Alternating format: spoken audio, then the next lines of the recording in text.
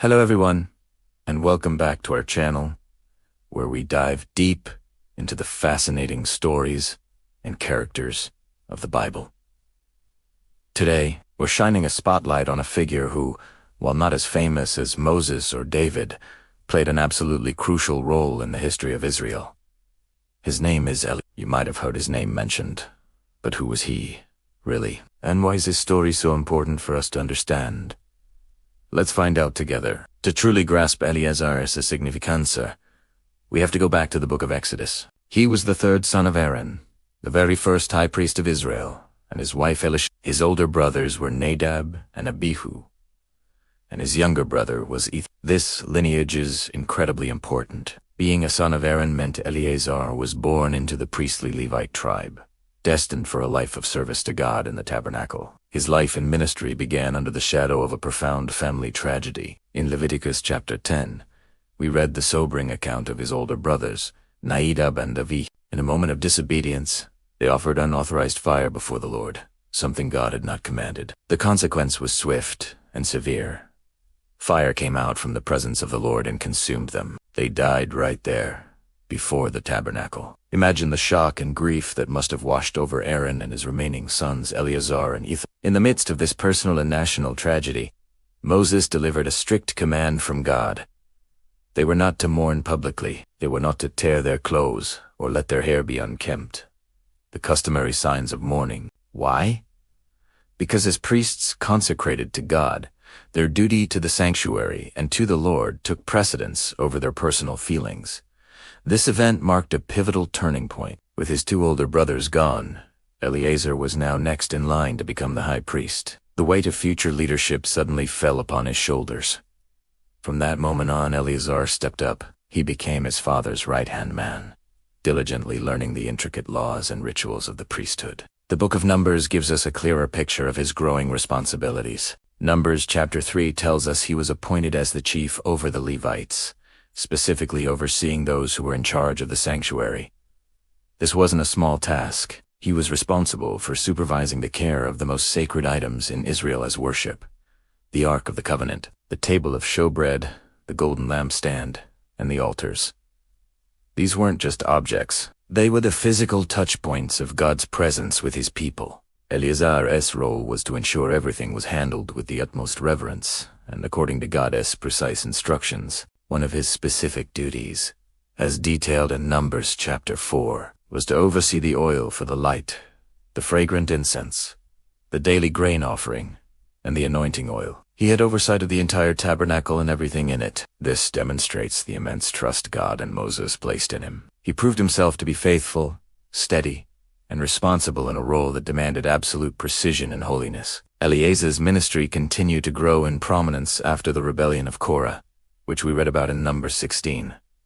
After God judged the rebels, Eleazar was instructed to take the bronze censers from the rebels who had been consumed by fire and hammer them into a covering for the altar. This was to be a permanent, visible reminder to all of Israel about the dangers of usurping priestly authority and approaching God on their own terms. Eleazar was the one who physically carried out this command, creating a powerful symbol of God's holiness and the sanctity of the priesthood. When his father, Aaron, reached the end of his life, one of the most poignant moments in the Pentateuch occurs. In Numbers chapter 20, God instructs Moses to take Aaron and Eleazar up to Mount Hor.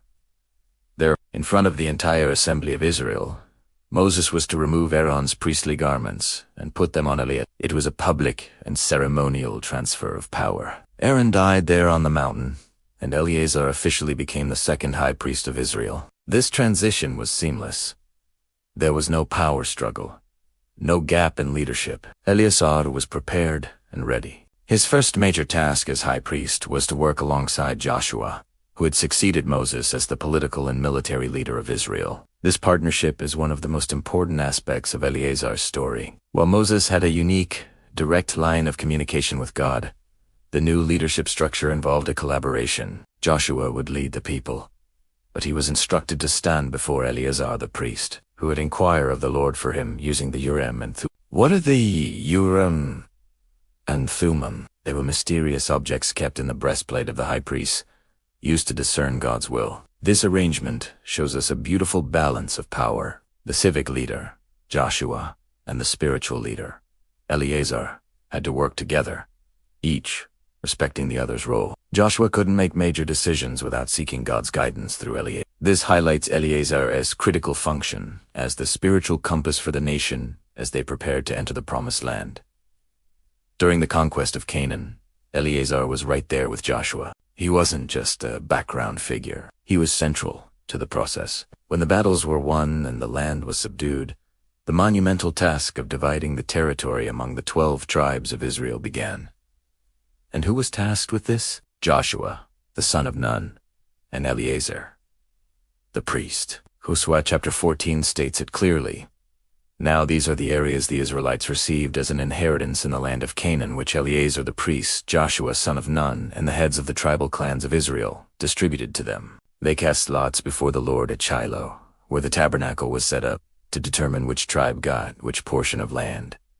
This was not a political negotiation. It was a sacred act of obedience to God, and Eleazar, as high priest, was the one who officiated this defining moment in Israel's history. He was instrumental in seeing God's promise to Abraham fulfilled, ensuring each tribe received their rightful inheritance in the land God had given them. Eleazar's influence extended to his own family as well. He had a son named Phinehas, who became as zealous for the Lord as his father was faithful. You may remember the story from Numbers 25, where the Israelites began to sin with Moabite women and worship their gods. God's anger burned against the people, and a plague broke out. In the midst of this, an Israelite man brazenly brought a Midianite woman into the camp. Phinehas, filled with righteous anger, took a spear and put an end to their blatant sin, an act which stopped the plague. God commended Phinehas for his zeal and made a covenant of a lasting priesthood with him and his descendants. Eleazar had clearly passed on his devotion to his son, ensuring the priestly line would continue with integrity and passion for generations to come. Eleazar's life came to a close around the same time as Joshua's. The book of Joshua ends by recording the deaths of these two great leaders. Joshua 24:33 says, "And Eleazar son of Aaron died and was buried at Gibeah, which had been allotted to his son Phinehas, in the hill country of Ephraim." His death marked the end of an era of the Exodus and the conquest. He was one of the few of his generation who left Egypt and was privileged to enter the Promised Land. He served faithfully as high priest for many years, providing stability and spiritual guidance through one of the most turbulent and foundational periods in Israel's history. So, when we ask, who was Eleazar? The answer is multifaceted. He was a survivor who learned from the tragedy of his brothers. He was a faithful servant who diligently managed the holiest items of worship. He was a leader who seamlessly took on the mantle of high priest. He was a partner who worked alongside Joshua to guide the nation. He was a steward who oversaw the division of the Promised Land.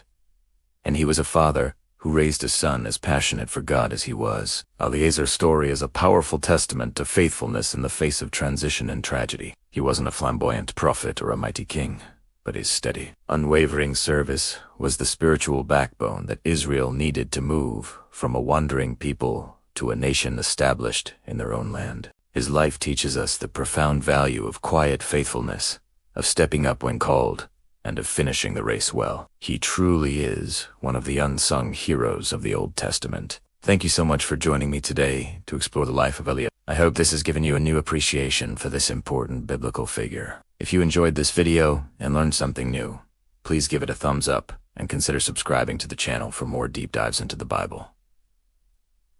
Don't forget to hit the notification bell so you won't miss our next video. We'd love to hear your thoughts in the comments below. Who is another biblical character you'd like to learn more about? Let us know. Thanks for watching, and we'll see you in the next one.